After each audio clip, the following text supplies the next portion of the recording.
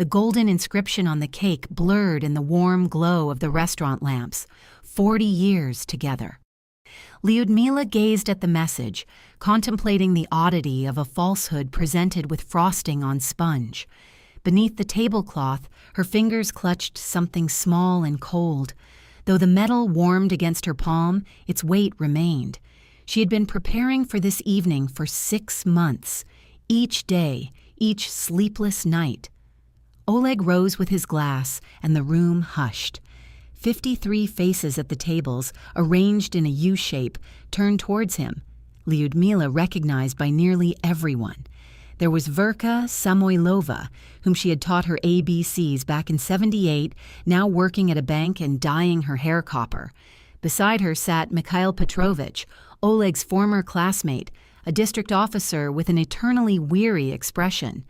And in the corner, occupying a place of honor that should have gone to a relative, sat Rita in a new dress the color of overripe cherries. Oleg cleared his throat. He always did that before significant pronouncements. Lyudmila had studied this habit over 40 years as intimately as she had studied his deceit. "My dear friends," he began, his voice resonating with solemnity, almost sincerity. "Today is a special occasion, and I wish to thank each of you for joining us to celebrate. My special gratitude goes to Margarita, who helped orchestrate everything. This evening would not have happened without her." Rita lowered her eyes modestly and offered a faint smile. Lyudmila had seen that smile before. 6 months ago, when Oleg brought his niece home, stating the girl needed help settling into the city. A distant cousin, but family nonetheless. Lyudmila had offered her the guest room and made borscht. The guests exchanged glances. From the far end of the table, Zinaida Pavlovna, a neighbor of 30 years, frowned and looked at Lyudmila. Lyudmila remained motionless, her fingers under the cloth still tightening around a ring. Oleg paused, a theatrical, calculated beat. He had always reveled in being the center of attention, ever since his days managing the hardware store, feeling like the lord of a small universe of nails, shovels, and laundry detergent. "But today," he continued, "I have something important to say. 40 years is a long time. It's a lifetime. And I've realized I deserve happiness in my twilight years." He turned towards Rita.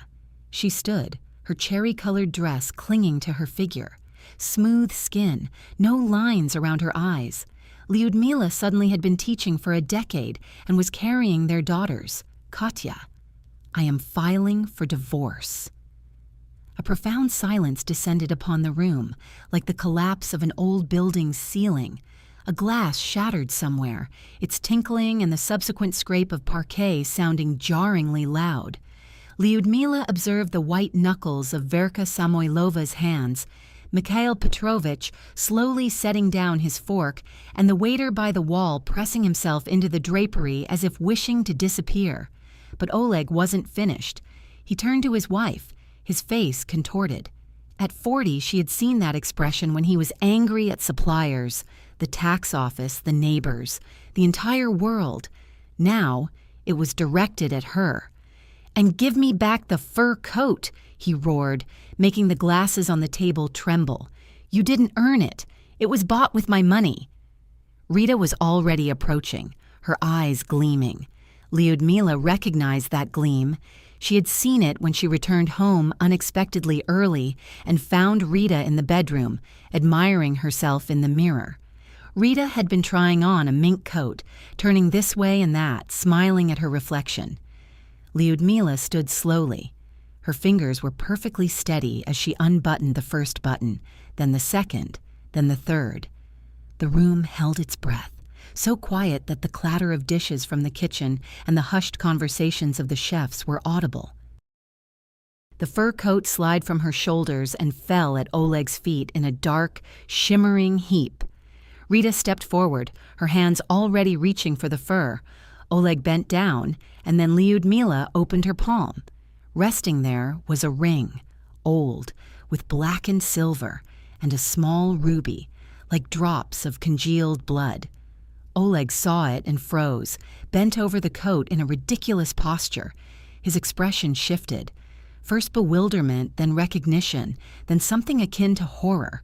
It was his mother's ring. For 20 years he had searched for it, ransacked the house, accusing Lyudmila of losing or selling it. His mother had died without revealing its whereabouts. He had assumed the old woman had lost her feelings in her final days and hidden it somewhere. "Your mother took it off her finger an hour before she died," Lyudmila stated, her voice calm, almost gentle. She said, "Keep it for the grandchildren. Don't give it to my son. He's a spendthrift." You would have known if you had come to the hospital, but you were busy taking Rita for barbecue. Oleg straightened up. Rita tugged at his sleeve, hissing, "Just take the coat. Why are you standing there?" But he looked only at the ring, and in his eyes, for the first time in 40 years, Lyudmila saw fear. She retrieved a thick folder held by a rubber band from her purse. "Since we are speaking the truth today," she announced, turning to the guests, "I too have something to share about our 40 years." The silence in the restaurant became palpable, almost solid. Lyudmila heard a car pass outside, a chair creak under a guest, a chef dropping a pot lid in the kitchen. 53 people watched her, and she recognized their faces. There was Seryozha Kuznetsov, who couldn't remember his multiplication tables in 3rd grade, now the chief engineer at the factory. Beside him sat Tanechka Morozova, who used to cry over every bad grade. Now she was a kindergarten director. They had all passed through her hands, her patience, her life. Lyudmila unfolded the first document from the folder, a bank statement, official, bearing seals. She held it up so those seated closer could see. "Over the past year, my husband withdrew 400,000 rubles from our joint account," she stated, her voice unwavering. "That was my savings from 30 years of work. I was setting it aside for surgery. I have a heart condition. Much of you know." Oleg flinched as if struck. "She's lying. That's our joint money. I had every right." Vera stood from her table. Her copper hair caught the chandelier's light. Lyudmila remembered this girl sitting at the front desk, diligently forming letters in her copybook. Now she worked at the bank and knew what Oleg would have preferred to conceal. "I processed those statements myself," Vera said softly, her voice carrying through the silent hall. "He was transferring money to his name. The last time was 3 months ago, 80,000. Lyudmila produced a second document, a property registry extract, dry official lines, but behind them lay all her pain of recent months. An apartment in the district center, 42 square meters, registered to Margarita Svinina, purchased 3 months ago, transaction amount, 380,000 rubles. She looked at Rita, who stood by the table, the fur coat in her hands, unsure whether to pick it up or drop it. "That was my money for treatment," Lyudmila continued. "He bought an apartment for a woman younger than our daughter." Oleg stepped forward, his face flushing crimson. "She's insane. Can't you see? That's our joint money earned during our marriage. I had the right to dispose of it." He surveyed the room, seeking support, but met only silence and downcast eyes. Mikhail Petrovich slowly rose from the far table. He was in civilian clothes, but everyone in the village knew he was a police officer and had known him for 30 years. He and Oleg had once sat at the same desk, skipped classes together, and went to dances at the club. "Olyoshka," he said quietly, and in that childish nickname, there was a finality. "You know, there's also a charge for stealing from one's spouse. Article 158, Part 3, up to 6 years. Rita backed away towards the exit. She moved cautiously, trying not to draw attention, but Zenaida Pavlovna, Lyudmila's neighbor, an 80-year-old woman with a sharp gaze, spotted her first. She stood, blocking Rita's path, her dry fingers closing around the younger woman's wrist. "Hold on, dear. You wanted the coat, so listen to the end." Rita flinched, but several women had already risen from their seats, blocking the exit. Lyudmila produced the final document, A will, notarized with an embossed seal and her mother-in-law's signature, made 3 days before her death. The house where we've lived for 40 years, Anna Fyodorovna has bequeathed to me, not to her son, nor to her daughter-in-law. She knew what he was like. Lyudmila looked at her husband. You didn't visit her in the hospital before she died. You were busy. Oleg snatched the paper from her hand. He read, his face transforming from disbelief to understanding, from understanding to rage. This is a forgery. He will be in half, then again, and the scraps fluttered to the floor. She forged everything. You don't understand. The notary has a copy, Lyudmila said calmly, and there's a copy in court. I filed for divorce 3 days ago. Rita lunged with such force that Zenaida Pavlovna stumbled back. The young woman bolted towards the exit, shoving aside those who tried to stop her.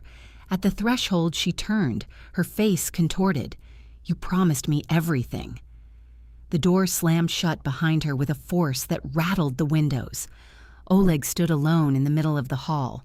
The fur coat lay at his feet like a dark pile, and he stood over it as if over something dead. Around him were people who had known him his entire life. They looked at him, and in their eyes he saw what he feared most in the world, mother-in-law's ring onto her finger. The ruby gleamed in the lamplight, small and dark like a drop of old blood. She stooped, picked up the fur coat from the floor, and draped it over her shoulders. The fur was warm and soft, and she thought of how it was bought with money stolen from her, money that should have saved her life. Now she wore it like a trophy. She walked past Oleg without a glance, past tables with half-eaten dinners, past the cake with its gilded letters, past the waiters staring at the floor. At the door, she paused and turned back. 53 people looked at her, her students, her neighbors, her life. "Thank you for coming," she said. "Forgive me for spoiling the celebration." And she stepped out into the November darkness, where an empty car and the road home awaited her. Like this video so that YouTube understands you are interested in such video stories and recommends more quality stories. 3 o'clock in the morning. Lyudmila sat in the kitchen and counted the drops of bloodletting. 15, 16, 17. Her hands trembled, and several drops missed the glass, leaving dark stains on the oilcloth. The phone on the table vibrated again. The screen displayed Oleg's name for the 23rd time in the past 2 hours. She didn't answer, not because she was afraid, but simply because there was nothing to say. A car stopped outside. Doors slammed, 2 pairs of footsteps crunched on the gravel path. Lyudmila recognized her husband's gait before he even began banging on the door. Someone heavy and sad walked beside him. Gennady, she guessed, Oleg's cousin, a former boxer, now the owner of a car repair shop on the outskirts of the village. Oleg always called him when he needed to intimate someone. "Open up!" Oleg's voice cracked into a shriek. "This is my house. Mother left it to me." "You forged everything. I know." The door shuddered from the blows. Lyudmila retreated further down the corridor, pressing her back against the wall. Her heart pounded so hard it throbbed in her temples. She took out her phone and dialed Mikhail Petrovich's number. The police officer arrived 20 minutes later. Lyudmila heard him speaking through the door to Oleg, quietly, wearily, like speaking to a drunk who hadn't yet realized the party was over. "Olyoshka," he said, "go home, sleep it off. We'll talk tomorrow, like civilized people." Oleg yelled something about his rights, inheritance. Gennady remained silent. Then the car started and drove away, and Lyudmila heard Mikhail say to her through the door, "Open up, Lilia Sergeyevna. It's me." They left. For now. Years, Oleg had seemed like a decent, respected, thrifty man. Lyudmila knew how well he could talk when he needed to. At school, the principal summoned her. Natalia Viktorovna sat at her desk, shuffling papers, not meeting Lyudmila's eyes. "Lyudmila Sergeyevna," she began, "you understand the situation. Parents are calling, asking, perhaps you should take a leave of absence until things calm down?" Lyudmila nodded. She understood. She understood everything. For 40 years, she had taught the children of this village, and now she was being asked to leave because her husband had turned out to be a thief, and it was inconvenient. 3 days later, she was summoned to the police station. Rita had filed a report. Allegedly, Lyudmila had threatened her at the restaurant, incited a mob, and created a threat to life and health. The investigator was young, about 23, with pimples on his chin and a guilty look. He asked questions from a paper and carefully wrote down the answers, not looking at her. Lyudmila answered calmly, steadily, as she did at parent-teacher meetings when a father began shouting that his son had been unfairly punished. The pain came suddenly. First, it constricted her chest, then her left arm, then it became difficult to breathe. Lyudmila tried to stand but couldn't. The investigator jumped up, overturned a chair, and shouted to someone in the corridor. Next were unfamiliar hands, a stretcher, the wail of an ambulance siren, a white ceiling that swam above her like a cloud. At the hospital, she was admitted to the cardiology ward, a room for 4, a window facing the courtyard, the smell of medicines and bleach. The doctor, an elderly man with a gray mustache, spoke about acute heart failure, the necessity of surgery, and that there was no time to delay. Lyudmila listened and thought about the lack of money. The 400,000 rubles she had saved for 30 years now lay in Rita's pocket, or perhaps no longer, or had turned into an apartment that Rita would sell and disappear. In the evening, a nurse brought a note, a folded sheet of notebook paper, a familiar handwriting. "Retract your lawsuit, return the house, I'll pay for your treatment. Oleg." Lyudmila read it, refolded the note, and placed it on the nightstand. The nurse looked with curiosity. "What should I tell him?" Lyudmila shook her head. "Nothing." At night, Vera arrived. She crept into the ward after lights out, sat on the edge of the bed, and pulled printouts from her bag. "Lyudmila Sergeyevna," she whispered, "I found something." Rita has put the apartment in the district center up for sale. There's already a buyer. The deal is in a week. She's selling it for 150,000 rubles below market value just to expedite it. Lyudmila looked at the figures and understood what they meant. She's going to ditch him, take the money, and... Vera nodded. "But you can't prove it to him. He's too proud. He'd rather die than admit a 28-year-old girl tricked him." In the morning, the doctor told her the truth. Without surgery, a maximum of 6 months, perhaps less. Her heart was worn out. The valve wasn't working properly. Every day was a gamble. Lyudmila lay under the IV drip, staring at the ceiling. There was a crack there, resembling a river on a map. She thought about how she had never seen the sea, had planned to go when she retired, but Oleg had said it was a foolish waste of money. Now she probably wouldn't see it. The nurse peeked into the ward. "Your husband is trying to get in." Lyudmila shook her head. The nurse left. A minute later, a commotion erupted in the corridor. Oleg had knocked something over, was shouting at the security guard, demanding to be let in. Lyudmila closed her eyes. She was tired of his voice, his demands, of the 40 years she had wasted on a man not worth a single day. The ward door opened quietly. Lyudmila thought it was the nurse and didn't immediately turn her head, but the footsteps were different, light, uncertain. She opened her eyes and saw a woman in her mid-30s, a short haircut, a tired face, familiar eyes. Lyudmila didn't recognize her at first. 7 years is a long time. People change. "Mama," the woman said, "it's me, Katya. I flew in from Novosibirsk. Dad told me his version of everything. Now I want to hear yours."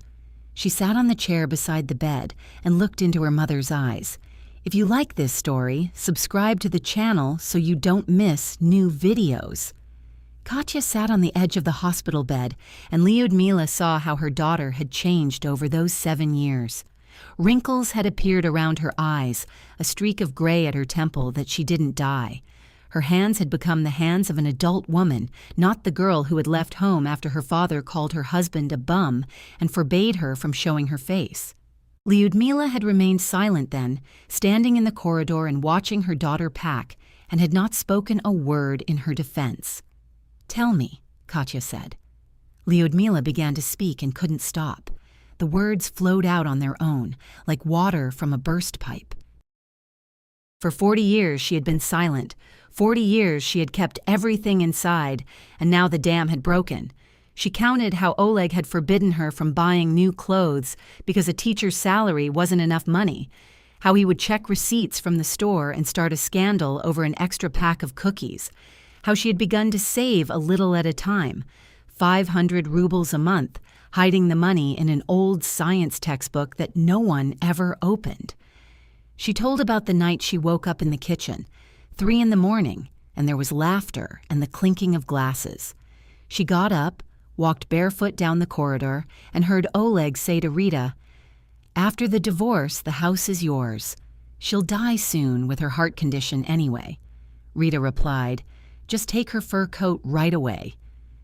"I've been wanting it for a long time." Lyudmila returned to the bedroom then and stared at the ceiling until morning. She didn't cry, just lay there and thought. Katya listened for 4 hours, occasionally asking questions, sometimes just nodding.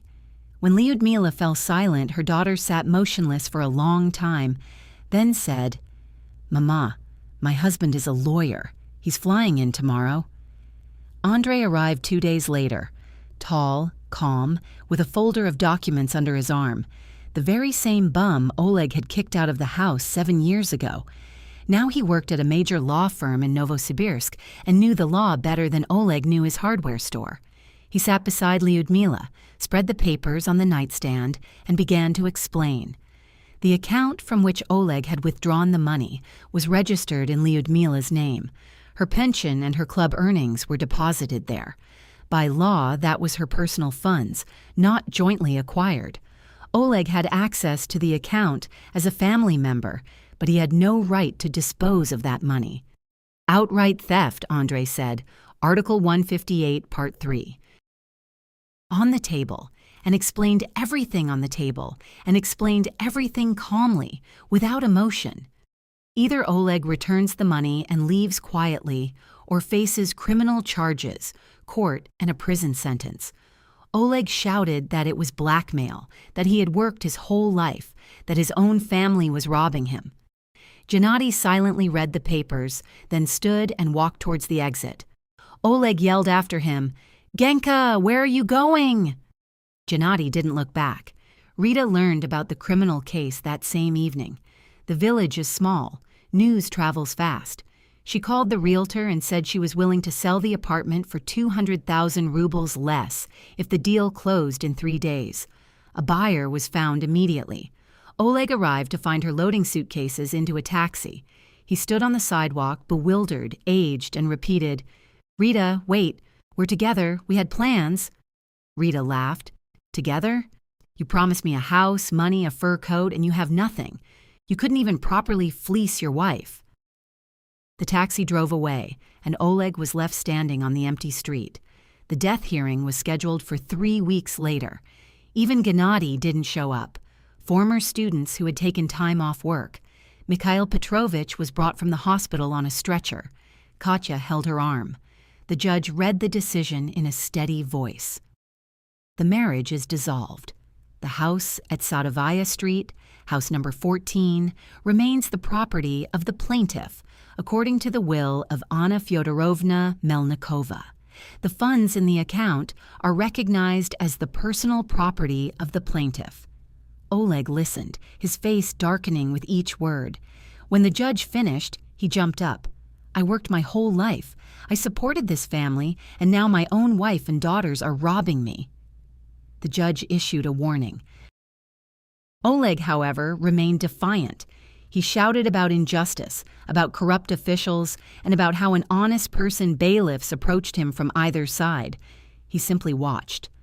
"Oleshka," he said softly, "now let's talk about Article 158. Oleg froze. Then he was led away, leaving the space empty. Lyudmila emerged from the courthouse, squinting against the bright autumn sun. Katya supported her arm. Her legs felt weak, her heart pounded, but she was alive. She had prevailed. Vera stood at the entrance with a bouquet of yellow chrysanthemums. Beside her were several other women Lyudmila didn't immediately recognize. The growing class of '89, little girls with pigtails, now accountants, doctors, and shopkeepers. "Lyudmila Sergeevna," Vera said, "we, with the girls from your class, have gathered. We want to help with your operation." She extended an envelope, her hands trembling slightly. Lyudmila took the envelope and opened it. Inside were funds, a substantial sum, banded together, and a list on a notepad page. 43 names. 43 individuals she had once taught to form letters and numbers had pooled their resources so she could continue living. Lyudmila wanted to speak, but words failed her. Tears streamed down her cheeks, and she made no move to wipe them away. Katya embraced her on one side, Vera on the other. The women from the '89 class stood around, some weeping, others laughing. All of it merged into a single, warm, vibrant, and genuine moment. The harsh, brilliant glare of the operating room lamps bathed everything in a stark, unforgiving white. Lyudmila lay on the table, gazing up at the light without flinching.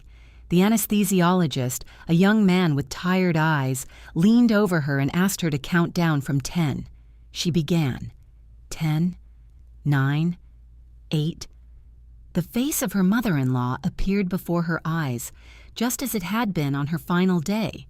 Dry fingers removing a ring, her voice already frail. "Keep it for the grandchildren. Don't give it to the son." 7, 6. The mother she barely remembered, only the scent of her perfume and her warm hands. Katya standing in the doorway of the hospital room. 5. 40 years spent on someone who anticipated her demise. 4. Darkness. She awoke in intensive care. The first thing she saw was a white ceiling with a crack resembling a river. Then Katya's face bent over her. Her daughter was smiling, tears glistening at the corners of her eyes. "Everything is fine, Mom. The surgery was a success. The doctor said you have another 20 years ahead of you." Lyudmila wanted to respond, but her throat was parched, and she could only squeeze her daughter's hand. Flowers adorned the bedside table, white chrysanthemums in a glass vase. A card lay beside them. Lyudmila read it later, when she could sit up. "Get well soon, Lyudmila Sergeevna. We love you. Class of 1989. Below the description were 43 signatures. Some recognized immediately.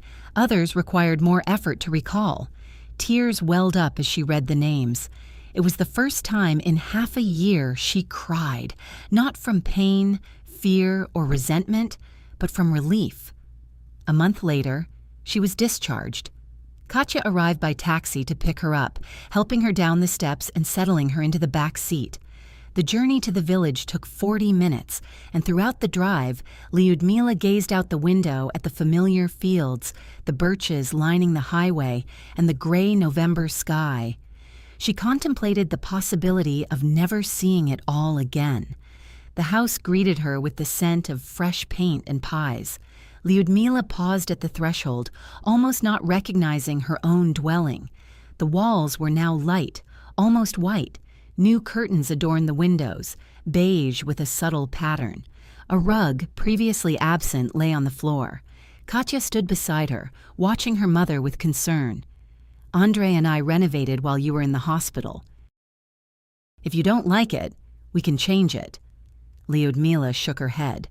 "I like it very much." Oleg's room had been transformed into a guest room. His belongings were gone, as if they had never existed. In place of the heavy wardrobe, he had stood a light-colored sofa. On the wall were photographs of grandchildren Lyudmila had only seen on her phone screen. Now they looked down at her from these pictures. A younger girl with pigtails and a gap-toothed smile.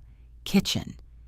She had come to welcome her with a feast, as she put it, and was now arranging plates of pies, cold cuts, and salads on the table.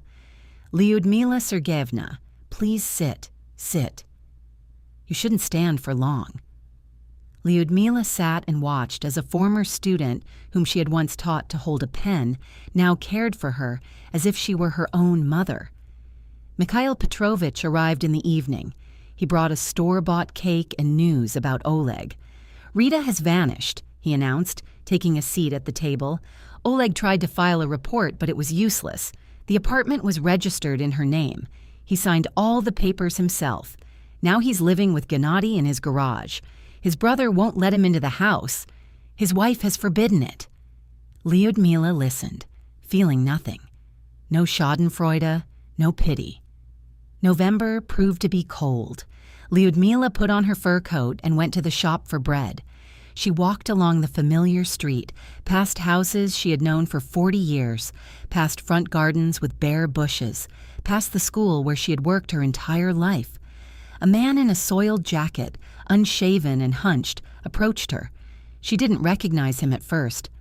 Oleg stopped about 3 steps away. He had aged 10 years in those 2 months.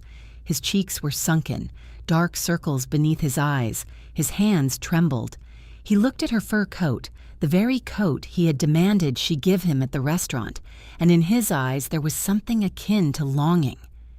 "Lyuda," he rasped, "can we talk?" Lyudmila looked at him. She expected to feel anger, or at least contempt, but there was nothing, only weariness and the desire to buy bread and return home as quickly as possible. She walked past without a word. She welcomed the new year in her home. The table was crowded. Katya and Andrei, the grandchildren she finally saw in person, Vera with her husband and daughter, Mikhail with his wife, several other former students with their families. Someone dropped a salad bowl.